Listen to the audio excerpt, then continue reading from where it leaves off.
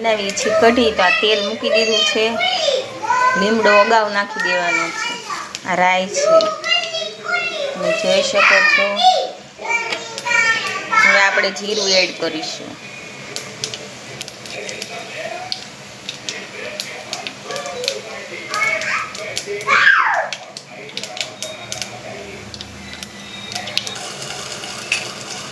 તમે જોઈ શકો છો આપણો વઘાર કઢીનો થઈ ગયો છે, બહુ મસ્ત થઈ ગયો છે.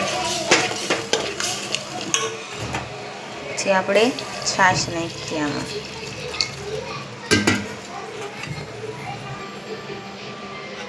પછી આપણે મસાલો કરી દીધો, ધાણા જીરું, હળદર. હવે આપણે લાલ મરચું, ડુંગળી, આદુ બધું નાખી દઈએ, ટમેટું. હા મિત્રો, કઢીમાં આપણે થોડુંક ઘી નાખી દેવાનું છે એટલે ટેસ્ટ સારો આવે. તમે જોઈ શકો છો આપણી કઢી ઉકળવા મળી છે અને શું સુગંધ આવે છે. વાહ, બહુ સરસ મજાની સુગંધ આવે છે. કઢી કોને કોને ભાવે એ કોમેન્ટ કરીને જરૂર કહેજો.